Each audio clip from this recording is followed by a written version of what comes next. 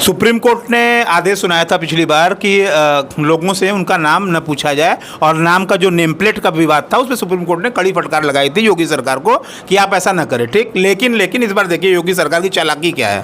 इस बार योगी सरकार ने ये कर दिया कि आप लोग QR लगाइए, आगे QR लगाना दुकानों में अनिवार्य कर दिया जाए। इस तरह की बातें हो रही हैं। इस पे भी सुप्रीम कोर्ट ने एक गाइडलाइन जारी कर दी है कि कारण बताओ के लिए 24 घंटे का समय दिया गया है। ये क्या मामला चलता रहता है जब भी सामान आता है? QR, कावड़ियाँ, नेम प्लेट, क्या मामला है? देखिए, कावड़िया भी उन्हीं के लोग हैं जैसा वो मानते हैं।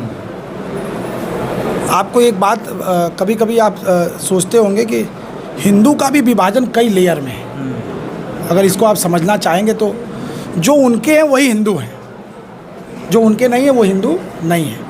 इसके पूर्व में भी हम लोग आपके वीडियो पे चर्चा किए थे।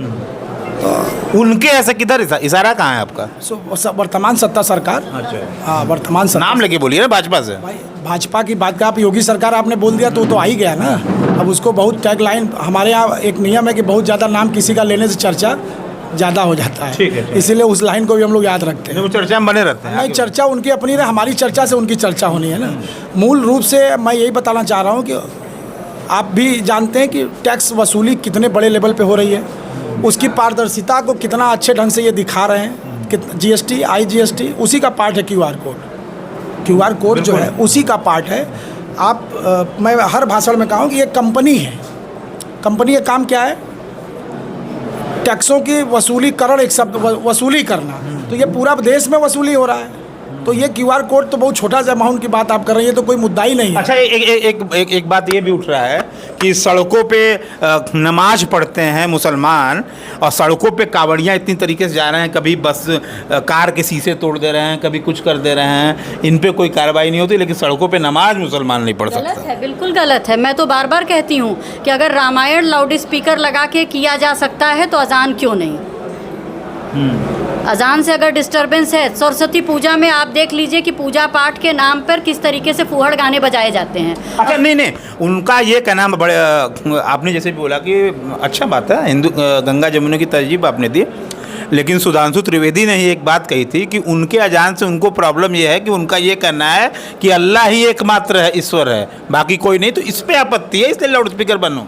अरे भाई, आप और हम कहाँ सुन पाते हैं कि अजान में वो क्या कर रहे हैं? अल्लाह ही एकमात्र। हम भी मानते हैं हमारे राम ही एकमात्र हैं, हमारी श्रद्धा है ना। हम क्या कह रहे हैं? सामने वाले को हम फोर्स उस अजान में नहीं करते हैं कि तुम भी मानो। हम कह रहे हैं अल्लाह ही एक है। माँ मानने वाला, अपनी माँ को माँ मानने वाला ही दूसरे की माँ को माँ समझ सकता है। सड़कों पे नमाज वाला नहीं बता रहे आप, उसका बताइए ना। सड़कों पे नमाज को रोक। मेरी बात सुनिए, अगर हम अपने धर्म खुलेआम कावड़िया घूम रहे हैं। हाँ, तो DGP कह रहा है, यहाँ का DGP कह रहा है कि मुझे डर लगता है घर से बाहर निकलने में, क्योंकि कावड़िए जो हैं, जो कावड़िया होते हैं, मुझे डर लगता है घर से बाहर निकलने में। कोई उत्पाद है? DGP का बयान है ये गलत है। ऐसा कुछ DGP का बयान है, ये गलत है। अब DGP सुरक्षित नहीं है। कावड़िया कहीं न्यूसेंस क्रिएट नहीं करते हैं। वो अगर सड़क पे अगर पढ़ते हैं नमाज तो वो भी न्यूसेंस कहीं क्रिएट नहीं करते हैं। ये गलत आरोप है। आप DGP तो भाई आप पुलिसिंग कर रही है। आप कार का शीशा तोड़ दे रहे हैं, पुलिस चौकी में घुस जा रहे हैं, पता नहीं क्या क्या कर दे रहे हैं और कुछ नहीं कर रहे हैं। नहीं, कुछ नहीं कर रहे हैं। हकीकत क्या कुछ नहीं कर रहे हैं? अरे खबरें आ रही है, क्या बात कर रहे हैं? वो जो खबर आ रही है ना, वहाँ उन्माद फैलाया जाता है। और कौन फैलाता है? आपको पता है फैलाने वाले कौन है? क्योंकि मानते हैं ना कावड़ियों को बेच में कालनेमी। नहीं, कालनेमी। आप गलत ट्रैक पे ले जा रहे हैं। आप हम बैठ के बात कर रहे हैं, अभी दूसरा कोई आकर के हमें डिस्टर्ब करेगा तो हम उसका जवाब आपसे देंगे या सामने वाले से देंगे कि नहीं? उसका रिएक्शन देंगे ना। तो सेम परिस्थिति वहाँ 20 की संख्या में आप चिल्लाएंगे, डंडा चलाएंगे तो कोई ना कोई कुछ खुराफात करेगा तो वो कहीं ना कहीं आपके मुद्दे पे आ जाएगा और आप दिखा देंगे। देखिए, बहुत सीधी सी बात है, मतदाता का चेहरे पे लिखा नहीं है। और हर हिंदू भाजपाई नहीं और हर मुसलमान कांग्रेसी नहीं है। जो आप ये कहना है, आपने भी बहुत अच्छा मैसेज दिया, बहुत अच्छी लाइन बोली कि रामायण अगर पढ़ी जाएगी तो अजान भी पढ़नी चाहिए, इसमें क्या आपत्ति है? बहुत अच्छा मैसेज है।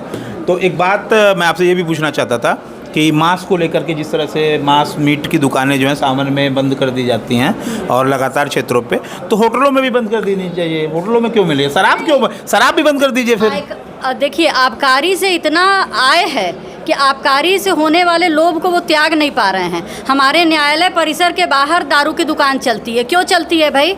आसपास आप देखिए, स्कूल, कॉलेज, न्यायालय, हॉस्पिटल, इसके बाद बाहर ना मीट मुर्गा ना दारू, ये तो नहीं बिकना चाहिए। एक पर्टिकुलर क्षेत्र में होना चाहिए, ये तो मेरा भी मानना है। चलिए थोड़ा समय की व्यस्तता है, एक सवाल आखिरी सवाल ले लेते हैं, समय की व्यस्तता है, आखिरी सवाल। सड़कों पे नमाज के लेकर के बहुत से मुसलमान मुझसे मिलते हैं कि भैया हम लोग सड़कों पे नमाज पढ़ते तो आपत्ति होती है, कावड़ियाँ जो कावड़ियाँ कुछ कावड़ियाँ बोल देते हैं। चलिए आप कुछ का अरे बोल देते हैं, नहीं बोल देखिए अरे मैं खुद यमुना, देखिए आपने बताया हिंदू मुस्लिम भाई भाई हैं, इसमें कोई दो राय नहीं है। हमारा कार्यक्रम अगर है, चाहे हिंदू का हो चाहे मुसलमान भाई का हो, उसमें सामंजस्य स्थापित करना वहाँ के लोकल नागरिकों की, उसमें किसी राजनीतिक सत्ता सरकार की जरूरत नहीं पड़ती। सड़क तो ये भी छेक के चल रहा है ना, इसका जवाब क्यों नहीं दे? सड़क पे नमाज बंद है तो सड़कों पे कावड़ियों के लिए अलग से एक बन जाए, जैसे मायावती की सरकार में था। मायावती की सरकार में था, आज भी है व्यवस्था। आप पूरे बनारस में घूमिए, जहाँ जगह पे गैप थे वहाँ पे लोहे के अस्थायी लगाए गए, ऐसा नहीं है।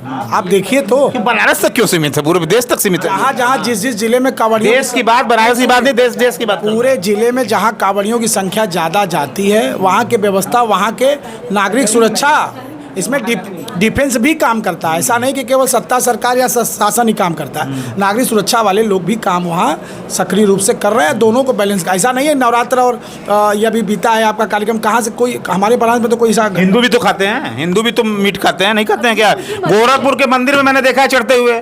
देखिए उस पर मैं क्या बोलूँ, जिसकी अपनी मर्जी है, मैं कैसे कहूँ कि तुम मीट छोड़ दो? मैं नहीं खाती हूँ, मैं शुद्ध शाकाहारी हूँ, ये मेरी अपनी चॉइस है। पर आपकी क्या चॉइस है? आपकी चॉइस पे मैं हावी नहीं हो सकती हूँ ना, इस पे कुछ। ये थे हमारे साथ दीपक रैकाना जी, अमृत शर्मा जी। देश की बात के लिए जितेंद्र यादव, धन्यवाद।